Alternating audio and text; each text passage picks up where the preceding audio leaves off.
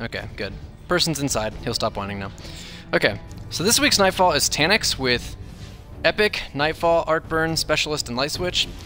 Arcburn and Light Switch on this means that if you get meleeed by any of the fallen enemies, you're going to die because they all have melee weapons that do arc damage. That means it will one-shot you. Even if you're an Arcburn or Radiance or something like that, just don't get close to them. What the Specialist Arcburn combination means is you need to have an Arc Sniper out. Arc Sniper is going to be used for just about every part of this. If you're going to follow my guide, you need to use one. In this very first room, there's going to be 2 Boomer Knights and a Wizard.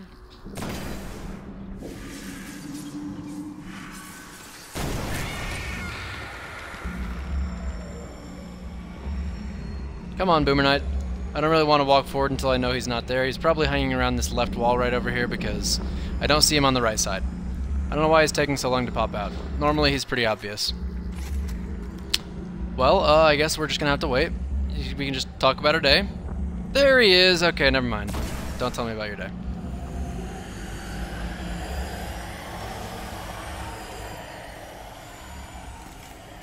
I'm gonna go ahead and recognize that I'm running out of ammo at this rate, so I'm gonna just use a special synth right here.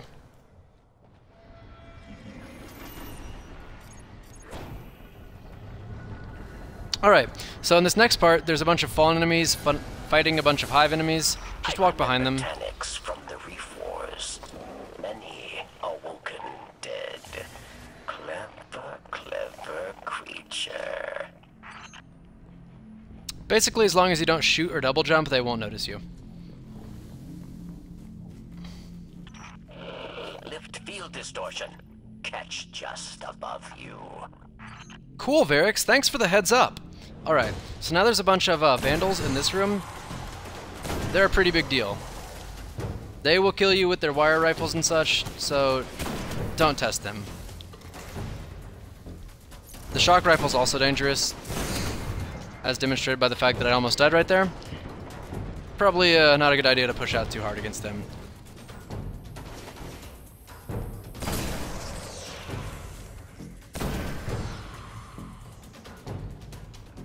For the record, I'm using, oh my goodness, Aphrodite Spear for this, but reasonably you can use a lot of different weapons to similar effect.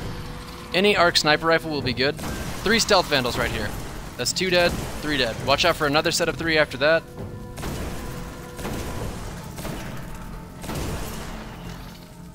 Then there's a bunch of Dregs. I'm just going to go ahead and switch to my primary because Dregs aren't dangerous and they're not really worth wasting my sniper ammo on, to be honest. Taniks will spawn in once I've killed almost all of these enemies. After the 2 sets of Dregs, there's 3 more Vandals. All have sniper rifles. They set up around the room. It's pretty scripted. There'll be one where I just killed that one where I just killed that one, and then the 3rd one will be somewhere along the left wall.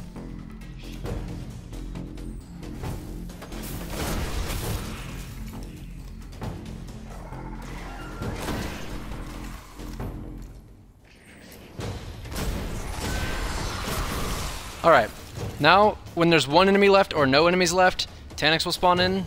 Hello, Taniks. Shoot him in the face a bunch because you're really cool and you have an Aphrodite Spear that you've saved forever for this specific purpose, obviously. Who doesn't? I mean, I've got like 12 Aphrodite Spears. I think everyone does at this point, right? Just kidding. Queenbreaker's Bow will work just as well. Subtle Nudge, that's probably acceptable. Honestly, with Specialist and Arcburn, you can use any sniper. No he didn't. Alright, let's go kill him. In the ways of old. Taniks is jamming our comms. Fight well, Guardian. Fight for... I am so glad that Taniks jammed this radio, because I am sick of hearing Varix. He talks way too much and he has a completely unhealthy obsession with both winning and fighting. So what we're going to do in this room is walk halfway through it to activate the fight.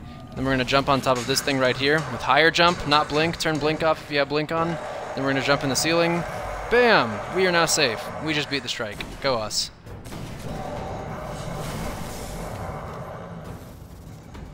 Just kidding. But you do need to stay up here for pretty much the entirety of this fight. It makes it way easier. I don't know why I even aimed at him. I was going to use Fate Bringer on the melee wielding ones later. The most important things to kill, as obviously demonstrated by my gameplay, is the sniping Vandals. They are the most dangerous thing. They're the only things that can reasonably hit you from all the way over there. I've got low shield, so I'm just going to go ahead and back up for a moment. Okay, now I'm going to go ahead and actually kill those Vandals, because they're causing me quite a bit of problem. And if Taniks would stop trying to mess up my aim, that'd be sick. So let's go ahead and shoot him in the head a bunch to let him know that we don't approve of his behavior.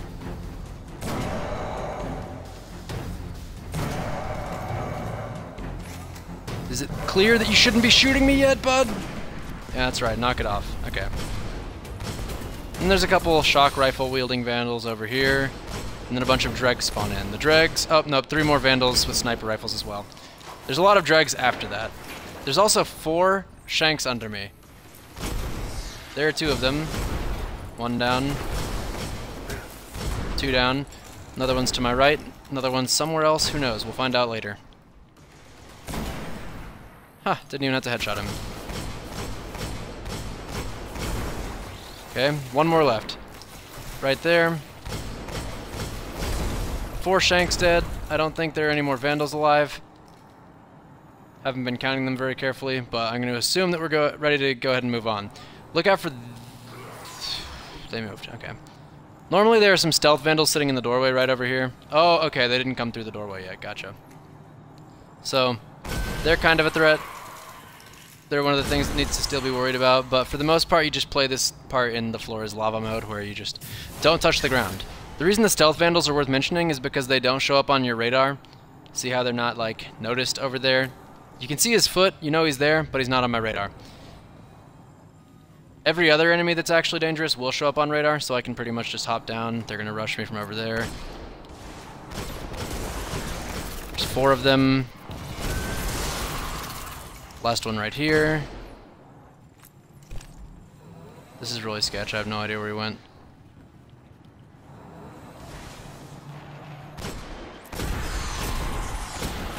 Those dregs will one-shot you, so something to look out for. This is the last Vandal. Okay, cool. Now everything that's able to attack me is going to show up on radar. I still would be playing on the floor as lava mode if I was being careful, but unfortunately I'm not being careful and I'm going to die at some point. Let's get real. Alright, cool. I think that's everyone. Go ahead and pick up special ammo because Juggler was not on. Use a special synth if you need to. The next room we're going to do most of it from the very beginning, the entryway.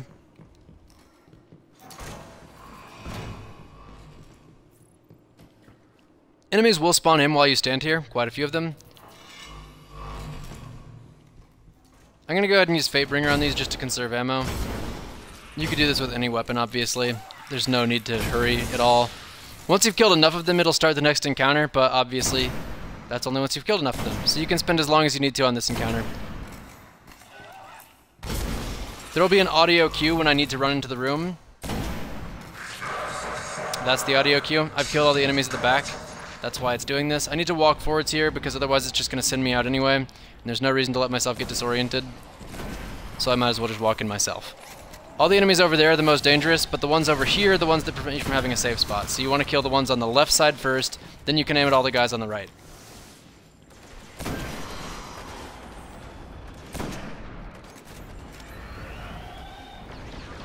The reason I'm not walking forwards right now very much, as in to even here or anywhere in that area, is because the tank will pre-fire at me. The tank is actually pretty freaking dangerous. I think 2 shots from its turret will kill you, might even one-shot you if it hits you right. So I'm avoiding its fire because I know it's going to pre-fire. I'm going to wait for it to fire one more time. And I'm going to run out and shoot its arc turret. The arc turret is its weak point. I don't know why. 3 shots and it's down.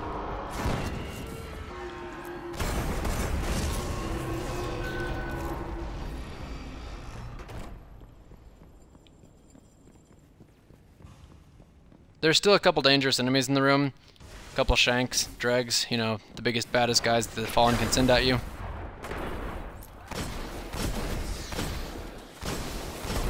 For whatever reason, these guys don't disappear, whereas all the other ones do.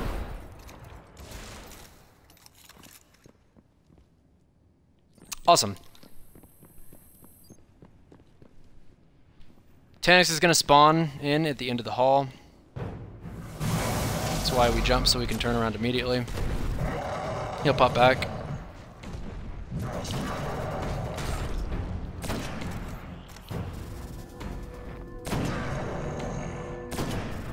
Okay, immune. Immune means stop shooting. I did enough damage to teleport him to the very back area already. He won't go all the way to the very back if you don't do enough damage. If I had only hit him in the head once, he'd probably be somewhere in this hallway. But because of that, or because I did enough damage, he's not going to be somewhere in the hallway. I don't have to worry about that. You should be able to do enough damage as long as you manage to get outside to a safe distance and then snipe him. Also, if I hadn't done enough damage, he would spawn in the hallway here. There would be two Reaver Vandals coming at me. Another one here, more Reaver Vandals. And then at the end of the hall here, more Reaver Vandals. Basically, he's just going to send a bunch of Reaver Vandals at you, and to reiterate, they will one-shot you, no matter what, if they hit you. So, basically, take that part really slow if you don't do a lot of damage in the very beginning. For the next part, he's going to spawn in right about where I'm looking now, and what I do to kill him is jump on top of that thing that I'm pointing at right there. He'll try to hit me, but he's just going to completely miss, so I'm just going to stun lock him to death.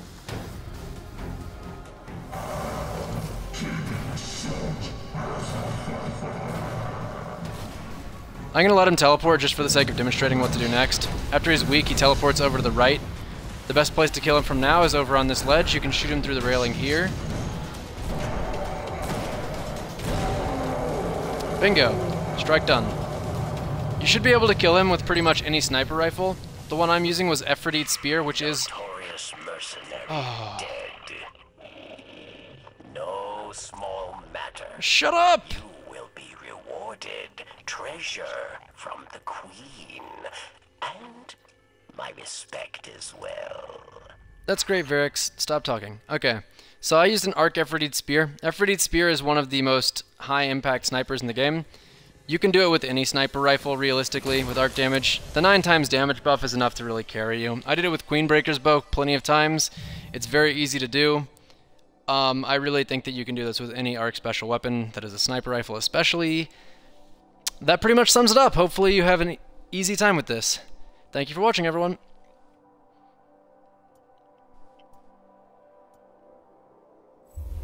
What exotic bounty did I have? It was the,